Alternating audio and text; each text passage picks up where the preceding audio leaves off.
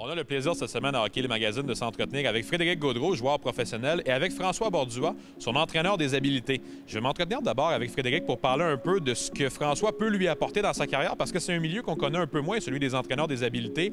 On connaît évidemment, Frédéric, le côté des entraîneurs spécialisés dans chaque équipe. Parle-moi un peu de ce que t'apporte François comme entraîneur des habiletés dans ton entre-saison. C'est sûr que il arrive un point où que la game est faite de petits détails. Puis je pense que juste de pouvoir avoir quelqu'un qui t'aide à augmenter le nombre d'outils dans ton coffre, c'est sûr que ça fait plein de petits détails, là, ça fait une énorme différence à la fin. Puis c'est ça que François il m'amène à sortir de ma zone de confort, à essayer des choses que normalement j'aurais pas essayé, à développer ma créativité. Puis je pense que c'est vraiment important, surtout à notre stade. Tu as fait ta carrière un peu, Frédéric, en tant que joueur d'énergie qui pouvait apporter à une équipe sur ce côté-là. Maintenant, avec François, tu développes un peu peut-être tes habiletés offensives. Ça doit être un domaine sur lequel tu apprécies de pouvoir t'améliorer également? Oui, 100%. C'est quelque chose que j'ai toujours beaucoup aimé, juste de sortir dehors puis de pratiquer les skills, comme on appelle, avec la balle, la rondelle. Donc, comme je l'ai mentionné, d'avoir quelqu'un qui peut un peu te guider là-dedans, c'est toujours le fun. Merci beaucoup, Frédéric. Puis on va aller s'entretenir maintenant avec François, justement, qui va pouvoir nous parler un peu de son travail.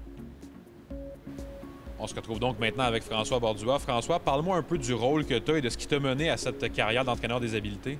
Écoute, le rôle d'un entraîneur des habiletés, c'est de s'assurer du développement du joueur. Quand on parle d'un joueur élite professionnel, c'est de vouloir les faire monter à un autre niveau. Puis pourquoi ça m'est amené à ça? C'est que moi, comme tous les jeunes au Québec, je voulais jouer dans la Ligue nationale, mais mon poids et ma grandeur, là, 20 ans, c'était vraiment difficile. Fait que j'ai développé mes techniques là-dedans pour pouvoir travailler avec des joueurs de hockey. Parle-moi un peu du parcours que tu as qui t'a amené à développer cette expertise-là un peu comme entraîneur des habiletés. Qu'est-ce qui fait en sorte que ces jeunes-là croient en vraiment ce que tu peux leur apporter? Écoute, si je suis rendu aujourd'hui, ce que je suis, c'est vraiment le résultat des joueurs. J'ai emmené des techniques à moi. Il y a des choses que je crois vraiment, puis je pense que les joueurs ne peuvent pas passer à côté de ça. Et moi, je travaille là-dessus pour que les joueurs...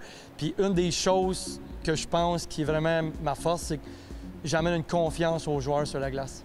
Je pense que la majorité de ton travail doit se faire dans l'entre-saison, je suppose, quand les gars sont disponibles un peu plus souvent. Parle-moi de comment ça se passe un été pour un jeune avec toi, quand tu le prends en charge dès la fin de la saison jusqu'au départ pour le camp d'entraînement?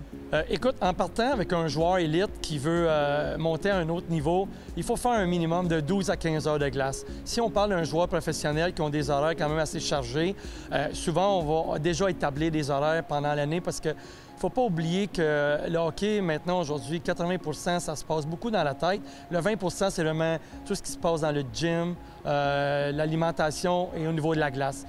Puis aujourd'hui, ce 20 % là, il est vraiment beaucoup plus important que là, 10 ans.